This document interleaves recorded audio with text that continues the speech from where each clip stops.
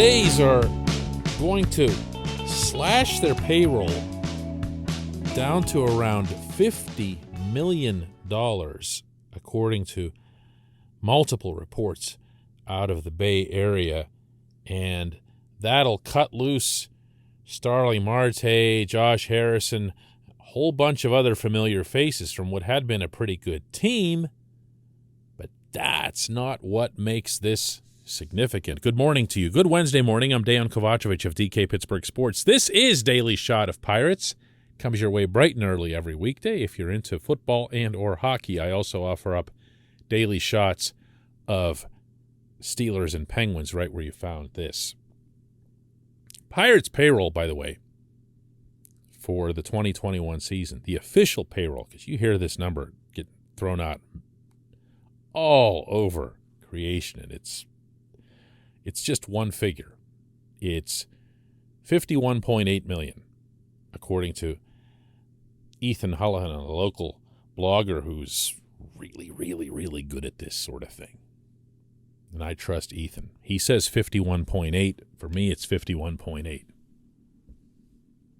And that's about as low as you'd ever want to see it around here.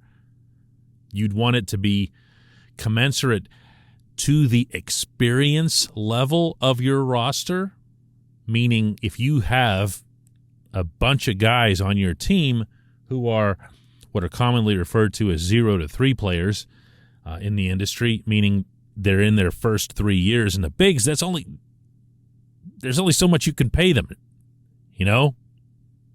You can't force it. But it has to have bottomed out. As I've discussed many times on this show, it's time for the payroll to make it to $70 million next year. That works with that roster. That doesn't force Ben Cherington into any kind of weird situations where he's putting guys on the field who'd be blocking prospects.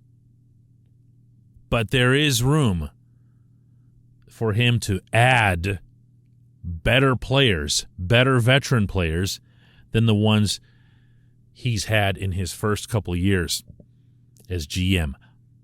But the A's thing interests me in the Pittsburgh context in a totally different way. This portion of Daily Shot of Pirates, by the way, is brought to you by our friends over at North Shore Tavern, home of Steak on a Stone, home of the city's best sports bar atmosphere, in large part because it has some of the best food you'll find anywhere, as well as arguably the very best selection of craft beer when paired with Mike's Beer Bar right next door, a sister operation. Visit North Shore Tavern directly across Federal Street from PNC Park. What has me piqued about the A's doing what they're doing, and again, they're not surprising anybody with this. They're not, going to create some kind of shockwaves with this. They're the A's. As David Forst, their general manager, told the San Francisco Chronicle, and I'm quoting directly here, this is the cycle for the A's. We have to listen and be open to whatever comes out of this. This is our lot in Oakland until it's not. I love that quote, that last one. This is our lot in Oakland until it's not. Well, you can read that a couple of different ways because the A's are locked into a perpetual battle with Oakland City government, Alameda County government, over trying to get a new facility and escape the dump that they've been in forever. So that's part of our lot. I'm sure when Forst is speaking there.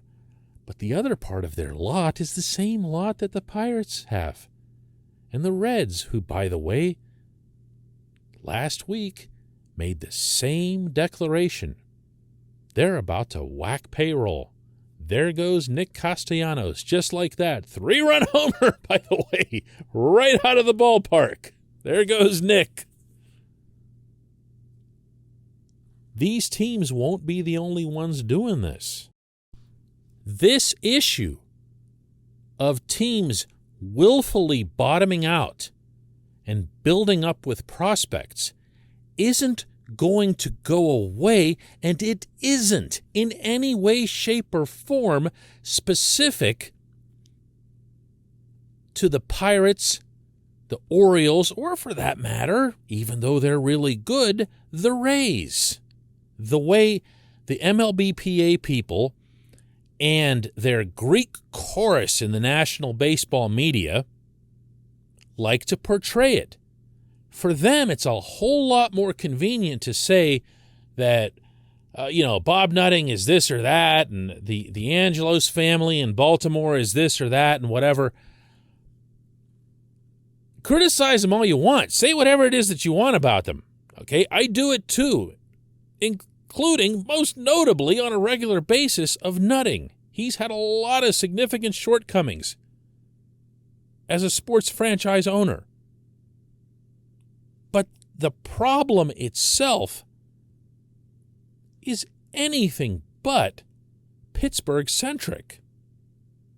The problem is that teams are looking at the one team that's figured out how to beat the system, not be better at the system, but to beat it. That's Tampa Bay. We've seen other examples occasionally.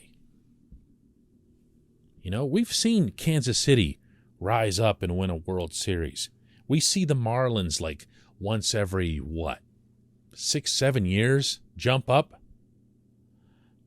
We've seen the Indians do it in a market that's the same size as Pittsburgh.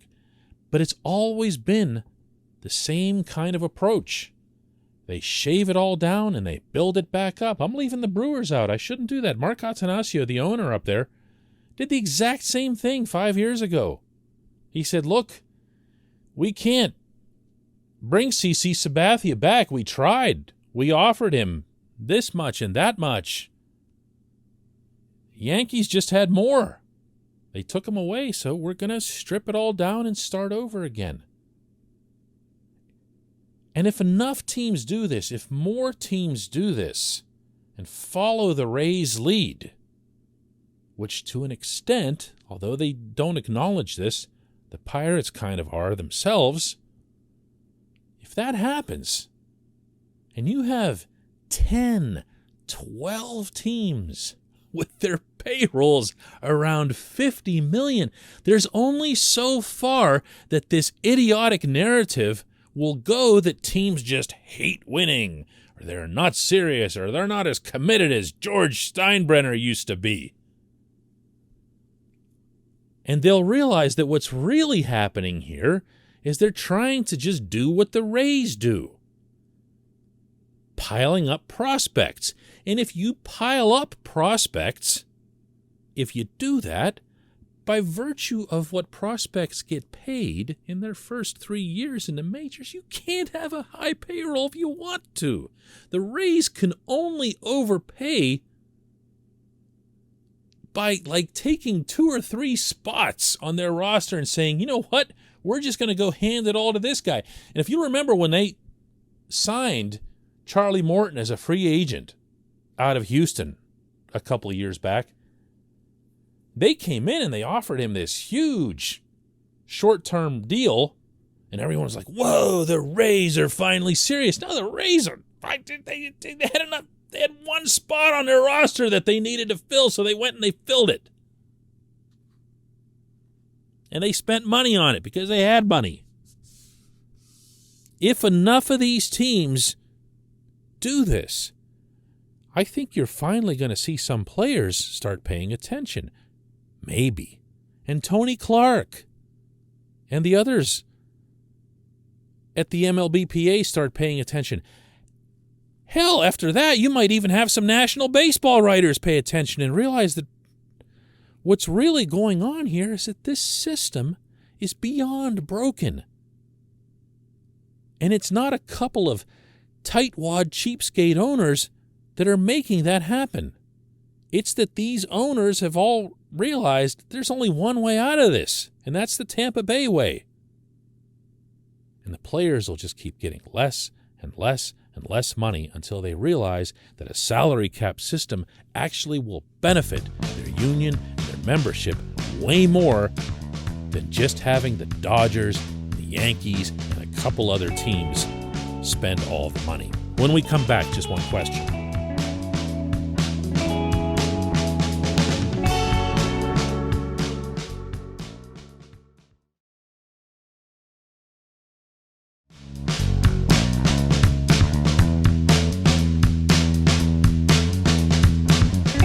Welcome back. Time for just one question, and today's comes from Scooter, who asks, DK, one thing you didn't mention in the Tuesday show was how the lack of a labor deal and the likely upcoming lockout would affect the Pirates' roster construction. I think Ben Cherington would be more likely to leave prospects off the 40-man given the uncertainty. I wish you had elaborated a little bit, Scooter, but I think I can read into what you're suggesting here is that the Pirates would need to spend up to a certain level in order to meet the standard.